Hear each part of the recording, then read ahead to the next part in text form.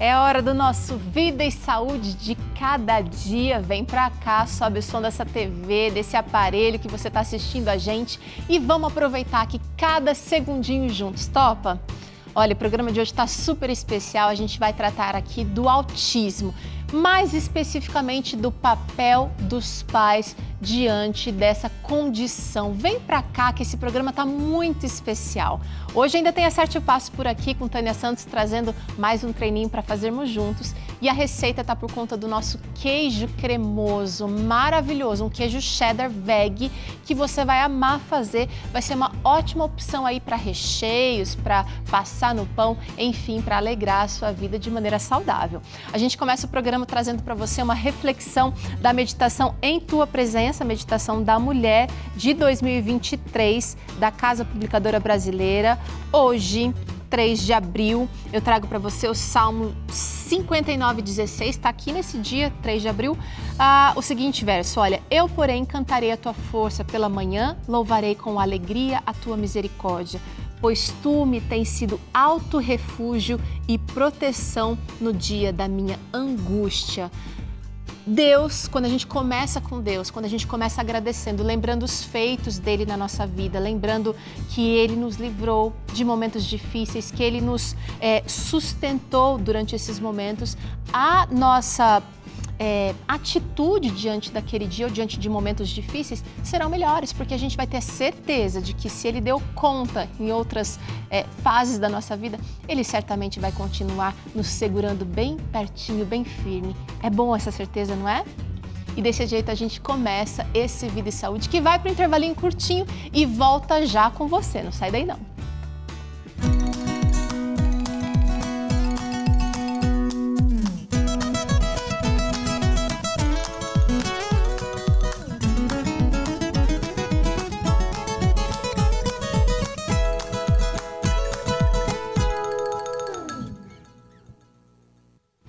Vem pra cá, esse Vida e Saúde está direcionado aos pais, mas todo mundo está convidado.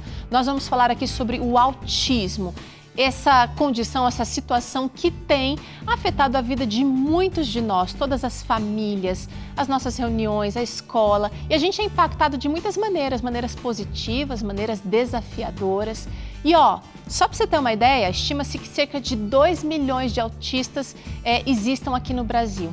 Só que pela falta de conscientização e informação, as famílias muitas vezes não percebem ali os primeiros sinais de autismo e que pode ser feito um diagnóstico muito tardio quando essas pessoas já são adultas.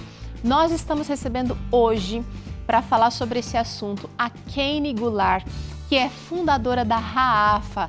A Raafa, ela tem sido assim maravilhosa, essa rede adventista de apoio à família autista, e ela tem realmente dado esse apoio, trazido conhecimento, trazido assuntos importantes para a família autista. Kane, boas-vindas aqui ao Vida e Saúde. Seja muito bem-vinda, nós estendemos essas boas-vindas e obrigada por compartilhar um pouquinho do seu tempo e experiência com a gente. Tudo bem? Tudo ótimo, ter uma grande alegria estar aqui representando as mais de 80 famílias que moderam a rede da Raafa e estar aqui com vocês para a gente poder conversar um pouquinho de um assunto que a gente lida durante todos os dias, né, 24 horas por dia, que é o autismo. Kane, o autismo é ainda algo novo. As famílias, quando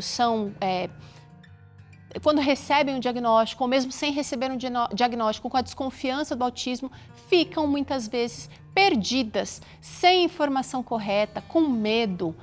A gente está fazendo esse programa aqui hoje justamente para ajudar ou para conhecer melhor o autismo e para lidar com ele da melhor maneira possível. Como é que os pais podem lidar com essa condição que realmente tem aumentado no Brasil? E no Brasil e no mundo, né? E a gente acha que precisa conhecer aqui, vamos começar essa conversa, né, tentando conhecer o que é o autismo. Vamos lá.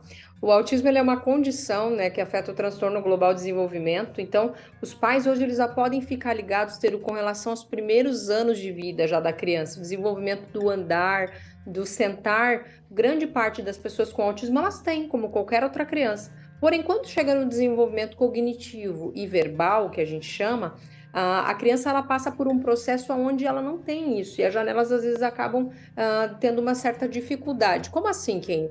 O que acontece? Hoje, uma criança com a partir de 1 ano e 3 meses, a gente já consegue ter um diagnóstico dela na questão do autismo nessa idade. Nós já Uau! temos a faculdade do Unifesp, né? Em São Paulo, ela desenvolveu com o Dr. Amiklin, que é um especialista dos Estados Unidos, americano, onde ele consegue rastrear no olhar da criança, né, através de um estudo feito, crianças que possivelmente vão ter o diagnóstico de autismo em bebês já. Então, isso hoje é possível a gente poder ter. Mas é uma grande realidade, né, que agora se tem há 1 ano e pouco, antigamente não se tinha isso. Mas vamos falar clinicamente, o que pode ser feito, tá? Então, clinicamente, explicando um pouquinho para que os pais possam entender, quando a gente chama pelo nome, a criança não atende, a criança gosta de enfileirar os brinquedinhos, né? Ela começa a girar pelo corpinho, tendo estereotipias, né? Ou até mesmo bater as mãozinhas, onde nós chamamos isso de flapping. Então, são alguns sinais que você pode observar e falar, opa, isso não está comum, isso não está normal. E é quando chega no momento da fala, essa fala não acontece. Ou às vezes quando a fala acontece, porém é uma fala com ecolalia, que a gente chama, é uma fala de repetição. Uma fala onde essa criança ela repete o que o pai está falando, ela repete o que o profissional está dizendo, ou o que um desenho animado diz. Costumam voltar ao desenho muitas vezes, assistir aquela mesma parte. Então, tudo isso, se estiver acontecendo em seu lar, comece que te chame a atenção para esse desenvolvimento, e mesmo que as pessoas digam para você, não, isso é normal, o seu primo já fazia, o seu tio já fazia, olha, ligue o sinalzinho vermelho e vá procurar um profissional, e os profissionais é um psiquiatra infantil ou um neuropediatra para poder te ajudar nessa busca por esse diagnóstico. É um processo longo, ele não é um processo tão rápido assim, mas como todo o processo vai envolver outros profissionais, como fonoaudiólogo, psicólogo, terapeuta ocupacional, em que vão poder ajudar essa família com um amparo de informações na busca desse fechar esse laudo, né? Se a criança é autista ou não é, se ela tem TDAH, qual é a finalidade que ela tem. Exatamente, existem muitas condições hoje em dia que podem despertar aí essa desconfiança dos pais. Então, definir essa condição é muito importante para que você parta para um diagnóstico, para um direcionamento ou para uma atuação de você como pai, como mãe, como cuidador dessa criança. Kane, a gente colocou nas nossas redes sociais aí, abrimos sobre esse programa e perguntamos quais eram as dúvidas mais comuns dos nossos amigos telespectadores quanto ao autismo. Chegaram alguns comentários que eu quero trazer. A Liz Simões diz que tem uma filha de 22 anos e só descobriu o autismo aos 18. Ela sofreu muito por rejeição dos professores, alunos e diretores e, olha, inclusive tentou suicídio 3 vezes. Foi terrível. Uau, Li, sinto muito por essa situação e fica com a gente porque nós queremos ajudar a resolver essa questão, né? Quantos tabus com relação ao autismo. Olha a Paula também falando. Por que algumas pessoas têm mais dificuldade, têm mais facilidade no diagnóstico do que outras? O Kane, ali teve um diagnóstico super tardio, confirmando as estatísticas aí, não é? E a Paula está querendo saber por que algumas pessoas conseguem perceber rapidinho e outras não. O autismo tem graus, né? Sim, vamos falar começando pela história que a Ali colocou pra gente ali, né? De fato, o diagnóstico em mulheres, ele é muito mais difícil, porque as mulheres, elas têm algo que nós chamamos de masking. O que é isso? É mascarar o autismo, é olhar para o comportamento do outro e copiar esse comportamento, né? As condições do autismo hoje é porque o funcionamento dos neurônios espelho, que são aqueles neurônios que espelham o comportamento da outra pessoa, eles são bem mais lentos ou em algumas pessoas até inexistentes. Por isso que muitas vezes a gente busca esse olhar da pessoa com autismo, expressa questões faciais, né, orofaciais assim para ele, faz, olha, tô bravo, tô feliz, tô triste, e ele não consegue fazer essa leitura da gente. Por conta desses neurônios espelhos. Então, a dificuldade hoje do diagnóstico de meninas é muito maior do que em meninos. E a cada 5 meninos existe um diagnóstico de uma menina. Por isso que há tantos diagnósticos em meninos e a cor do laço das campanhas serem azul, porque o índice é muito maior em meninos do que em meninas. Mas falando um pouquinho do que a Ali comentou, isso é uma realidade, tem se despertado a comunidade de modo geral, né, a sociedade, para essa questão do tema do autismo muito grande. e o índice de autistas tardios, que tem diagnóstico tardios, é muito maior em mulheres do que em homens, né? Pasmem para pensar. E essa situação que ele trouxe é uma situação que as pessoas elas não conseguem ser compreendidas em seu meio. E isso faz com que ela entenda que ela é o problema para a sociedade. Então, essa falta de apoio, falta de amparo, ou falta de autoconhecimento, podemos dizer assim, faz com que aconteça essas crises suicidas. Porém, o laudo, para muitas pessoas que possuem, elas comentam conosco, Teru, que é libertador. Quando a pessoa Que se bom. entende como, né? Acaba, então por isso que aconteceu isso lá atrás, por isso que eu fiz isso, sabe? Então acaba libertando ela de muitos julgamentos. E aí ela passa na faculdade, por exemplo, na cadeira da faculdade, diz, olha, eu sou autista. E o tratamento das pessoas ao redor dela passa a mudar.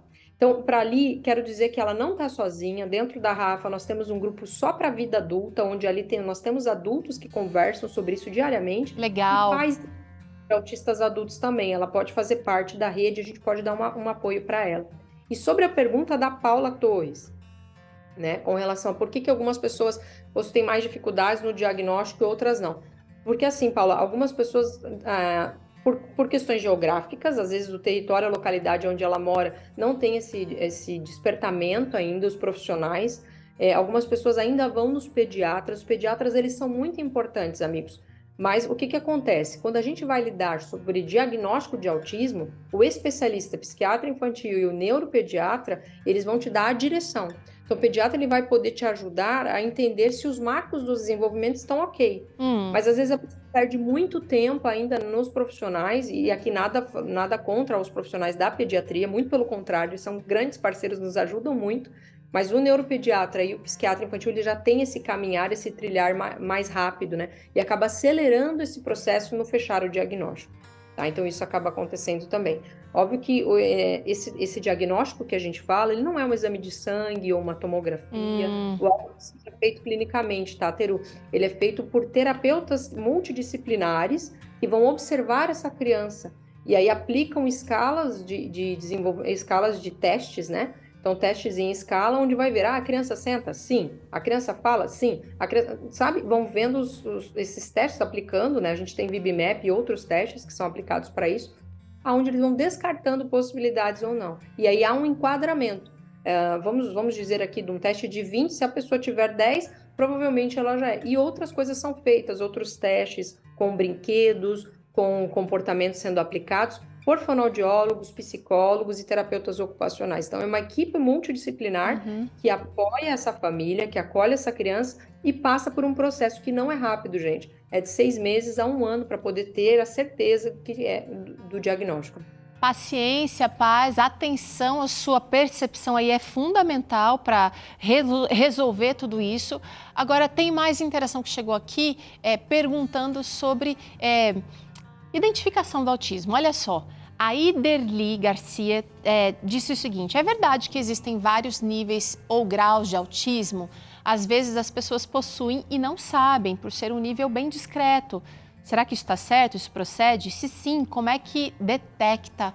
Você já falou um pouquinho para a gente, Keine, sobre detecção aí. Acabou de falar, né? Leva um tempo, não é só uma pessoa que vai fazer o diagnóstico, são vários testes, várias medições. Só que ela está querendo saber, a Iderli está querendo saber se tem grau, se isso é verdade mesmo. Sim, vamos lá, Iderli. A sua pergunta é muito importante. Segundo o último DSM-5, nós temos 3 graus de autismo. Então, nós temos o nível 1, onde são os graus leves, a síndrome de Asperger, agora atualizado, né? Também se enquadra dentro desse nível, tá? Então, o grau 1, geralmente são as pessoas que são verbais, né? O autista que precisa de menos apoio, que é mais independente, tá? Eu tô falando aqui de uma forma bem resumida e entenda, não é um profissional falando, é uma mãe falando aqui. Sim. Né? No nível 2, o autismo moderado, que eles chamam, tá? Ele pode falar ou não, mas também vai ser pelo grau de independência dele. Então, quanto mais independente ele for para poder fazer tarefas de casa, para poder fazer atividades de vida diárias, AVDs, que a gente chama, né? E no autismo severo, que é o caso do meu filho, tá? Ele não é, aí já entra num outro quadro. Geralmente, eles não são verbais e dependem mais de apoio, são mais dependentes de ajuda para fazer tarefas simples da vida diária, tá? Tá.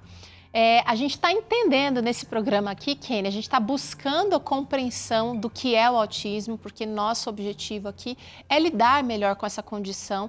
E você como mãe, você falou, eu não sou especialista, mas você como mãe certamente é especialista sim e tem ajudado outras famílias. Eu quero só frisar aqui que a Kenny, que está com a gente hoje, ela é fundadora da Rede Adventista de Apoio à Família Autista. Essa é uma rede que está disponível para você que tem dificuldade, que está percebendo coisas diferentes e que pode ser uma ferramenta incrível para você. Mas agora eu quero que você conheça a experiência de alguém que convive com esse diagnóstico no seu dia a dia. Quais são os desafios? A gente vai vislumbrar aqui pela história da Marluce, que você conhece agora, com seu filho com transtorno autista. A chegada de um filho é um momento de muita alegria e expectativa para a família. Geralmente, os pais sonham com as atividades que poderão realizar com a criança. Mas e quando um diagnóstico muda os planos e modifica essas idealizações? Hoje, vamos conhecer a história da Marluce, que tem um filho diagnosticado com autismo e como ela lida com esse transtorno. A gravidez do Felipe ela já foi bem difícil, né? Bem complicada. Tive ameaças de aborto, e depois ele nasceu até prematuro. Então, assim, eu não tive muita... Eu só queria ele bem. Só queria que ele estivesse bem, que ele ficasse vivo, essas coisas. Então, não tinha muito aquela idealização da criança. Depois que ele nasceu, sim, que aí ficou tudo bem. Então, assim, a gente foi indo, aí brincando no parque e trazendo amigos para casa, assim, essas coisas, assim, eu pensava bastante, né? Ai, quando ele crescer e ter os amigos dele e vir da escola para cá e festinha e tudo, esse tipo de imaginação, assim, eu tive. Depois de passar por uma gravidez de risco, Marluce ficou mais tranquila quando finalmente pegou o Felipe no colo. Porém, poucos meses depois, outras preocupações começaram a ocupar sua mente. Eu sempre ficava falando, o Felipe tem alguma coisinha. Todo mundo, ele não tem nada, tira isso da cabeça, tá normal. E aí depois que a gente foi o tempo passando, que aí eu fui observando, assim, né, algumas coisas ficaram assim mais evidentes, aí eu falei, não, isso não é coisa da minha cabeça, realmente tem alguma coisa aí. E como aquilo já estava muito, assim, me incomodando, que eu queria uma resposta, que eu queria saber o que era, eu falei, não, vou no particular. Aí eu paguei a consulta particular e aí a gente conseguiu, tipo assim, para uma semana logo em seguida. E aí ela pegou e conversando comigo e fez muitas e muitas perguntas e interagiu, ficou ali com o Felipe um tempão. E aí foi onde que ela pegou e falou para mim, ele tá dentro do espectro e aí a gente vai te encaminhar para as terapias, né? Eu cheguei em casa, eu chorei, eu não tive outra reação além de chorar. Sentei na cama, tem problema se eu chorar? Eu começo a chorar, gente. Eu sentei na cama e comecei a chorar junto, que eu falei, meu Deus, e agora? O que eu faço? Até mesmo pela minha rotina, né? São 2 escolas, são 12 horas fora. E aí eu ficava assim, como que vai ser agora? Como que eu vou dar conta? Como que eu vou fazer, né? Mesmo sendo um transtorno que vem acometendo milhares de famílias, no Brasil ainda não existem dados atuais sobre o autismo. O que se tem, segundo o último levantamento, é uma estimativa de que 2 milhões de brasileiros possuam o distúrbio. No entanto, o autismo entrou no censo do IBGE de 2022 e em abril nós teremos dados que serão divulgados mais atuais e concretos sobre esse transtorno. Com o diagnóstico do autismo, a dinâmica familiar precisou mudar, mas esse processo não foi nada fácil. A gente teve que mudar toda a nossa rotina para encaixar as terapias, para encaixar, né, toda essa mudança que ele trouxe para a nossa vida. Então, há momentos que a gente tem que sentar e tem que brincar, não dá para ficar deixando ele o tempo todo brincando à vontade, porque ele ainda não tinha aquele negócio de brincar com função. Então, a gente tinha que ensinar ele a brincar. A alimentação, que ele é uma criança seletiva alimentar, então é sempre as mesmas comidas, então eu tenho que estar sempre fazendo as mesmas comidas. Se eu saio com ele, eu tenho que levar a comida dele, dependendo do local, assim, ele nem aceita locais diferentes, então se eu tenho que levar é uma bolsa comigo, que é a comida dele, a bolacha dele, que são as mesmas coisas que ele está sempre comendo. Marluce entendeu que receber o diagnóstico do autismo não é uma sentença de uma vida carregada de dor e sofrimento, mas sim a oportunidade de aprender a enxergar o mundo de uma forma diferente, agradável e feliz. Eu não consigo imaginar o Felipe de outro jeito, não consigo assim visualizar, e se o Felipe fosse desse jeito, sabe? Não consigo. Ele em si é alegria, ele é sorridente, ele é alegre, ele é amoroso. Se você ver, ele vai estar o tempo todo me beijando, me agarrando, me abraçando. O que você vai querer mais, né, do que um filho assim? Ele é cheio de saúde. Isso para mim já vale tudo. Que amor! Com certeza tem desafios, mas tem uma boa dose de amor. E olha, você percebeu aí que a Marluce, ela realmente se empenhou. Um dos nossos objetivos com o programa de hoje é que você, pai, entenda o seu papel. Kane, eu acho que cada história é um diamante, é única, é preciosa, mas os pais realmente entram para uma faculdade da vida que tem um diploma invisível, cheio de beijos, carimbado ali com beijos, com carinho, com amor, mas também com muitas lágrimas, não dá para negar. A gente está aqui, olha, a gente fez uma brincadeira aqui, brincando um pouquinho com o logo do autismo, né, que realmente traz essas peças que precisam de encaixe. E eu gostaria que você comentasse um pouquinho aqui sobre o papel dos pais. Olha, talvez a primeira grande coisa aqui que os pais precisam fazer é conhecer o autismo. A literatura pode ajudar, casos na internet podem ajudar. O que você recomenda, Kane? A sua rede de apoio aí, você formalizou uma rede de apoio porque talvez buscou uma e não encontrou, não é? É bem isso, Teru. Quando a gente pega o diagnóstico, né, a Marluce, ela fez uma leitura, assim, de todas as mães aqui, ela representou todas nós, né? A primeira coisa é pegar um papel e chorar, porque você não sabe, você idealiza um filho perfeito, e aí agora falando uma coisa até muito forte, mas as pessoas vão me entender, né? Você precisa, de alguma forma, que aquele filho não exista mais para que um novo filho renasça, né? E a partir desse renascimento, há também todos os que você falou, os desdobramentos que a gente precisa fazer com relação ao autismo.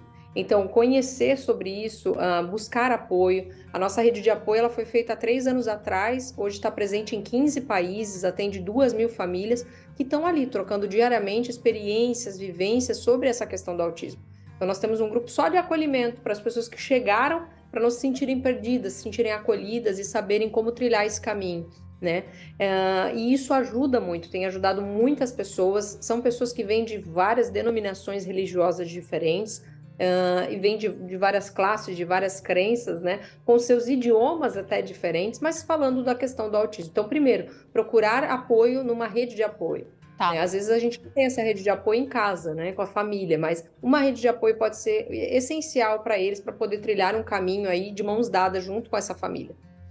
Olha que outras peças importantes, gente, no papel do pai, da mãe, do cuidador, até da professora, tá? Que tem crianças com autismo na sala de aula, conheça o autismo, divida as responsabilidades, essa rede de apoio pode ajudar e muito. E também incentivar e promover o autocuidado. O autismo é para ser, esse conhecimento disso aqui é para ser revelador e não aprisionador, né? A gente não pode ficar só refém das rotinas ou só refém daquilo que a gente está conhecendo. Isso, e é importante que a família também tenha um tempo para si, né, Teru? Que elas busquem ter o marido e a esposa terem um momento para eles. Se eles têm irmãos, eu tenho uma filha de 9 anos, né? Tá fazendo aniversário hoje, inclusive. Parabéns! O que acontece? É importante que a família também tenha tempo para esse irmão que não tem, sabe? Separe um momento para eles, tenha essas janelas de tempo, né? Porque senão a família ela vive em função do autismo. E isso não é uma qualidade de vida para todos, apesar de que o autismo ele faz parte da gente, como a Marluce falou, ele é alegria, ele é amor, ele é beijinho, ele é tudo isso. Mas é importante que a família também tenha os seus momentos fora isso, tenha esse autocuidado de si. E a mãe também, né, Teru, tem esse momento dela se cuidar, de ela ter um momento separado para ela cuidar das coisas dela, né? É isso aí, gente. Olha, são várias pecinhas que vão fazer diferença no seu papel como pai, como mãe, no caso do autismo. Eu vou revelar aqui outras peças fundamentais. Entender que nem todas as crianças autistas são iguais é muito importante. Também criar oportunidades de aprender habilidades sociais, que é justamente uma característica do autismo, né? A sociabilidade aí afetada, e buscar ajuda especializada. Fiz um pacotão bem diverso aqui, Kane. Muito bem, as habilidades sociais, aí você vai poder te ajudar a igreja, os grupos, os locais que você pode tentar incluir essa criança e não desista dele. No primeiro momento que você for, pode ser que seja mais complicado, mas vai indo aos poucos introduzindo, porque essa questão da habilidade social vai fazer muita diferença e a escola tem um papel muito importante também, né? Introduzindo essa criança, às vezes é o seu filho, o único filho, com outras crianças. Isso vai ajudar imensamente ele também. Nesse aspecto social. E eu acho o seguinte, gente, os pais de crianças não autistas também têm um papel aqui, porque esse convívio, essa oportunidade, né, para aprender as habilidades sociais, ela é desenvolvida em conjunto. São redes de adultos e infantis também, quando você explica para o seu filho que o autista é colega igual, ele precisa de um pouco mais de paciência ou precisa de inclusão, você está fazendo um bom trabalho também, importantíssimo. Olha aqui, fazer refeições em família, olha que estratégia, que ferramenta poderosa. Trabalhar em conjunto com a escola, essa é uma questão muito importante, necessária. E também generalizar o aprendizado. O autista, ele não tem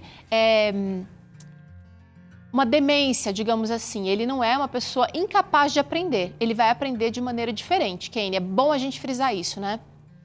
Exatamente, Teru. O meu menino, ele não fala, o Derek. Só que assim, ele usa um tablet de comunicação aumentativa alternativa que se chama TD Snap. E tudo que a gente pergunta para ele responde por ali. Entende? Então, eu tô dando Encontrou um caminho. Para que você perceba que há caminhos hoje, né, com a tecnologia, com tudo, para você generalizar esse aprendizado, para você aumentar esse repertório e poder, de fato, fazer com que o seu filho ou a sua filha tenham condições de entrar para uma sociedade, para uma comunidade que muitas vezes está aí aberta, né? O que falta para muitas pessoas é o conhecimento. Às vezes a gente peca pela ignorância, mas o que falta nos é o conhecimento. E a gente falando, quanto mais a gente falar, melhor vai ser. Como a Teru bem colocou o exemplo das famílias que não têm o transtorno do espectro autista, mas que desempenham um papel belíssimo, incentivando os seus filhos a se relacionar com as diferenças, né? Então, a gente ter esse olhar, eu acho que vai ajudar a todos nós a continuar vivendo, tendo uma vida com muita qualidade e com a condução de Deus para todas as famílias.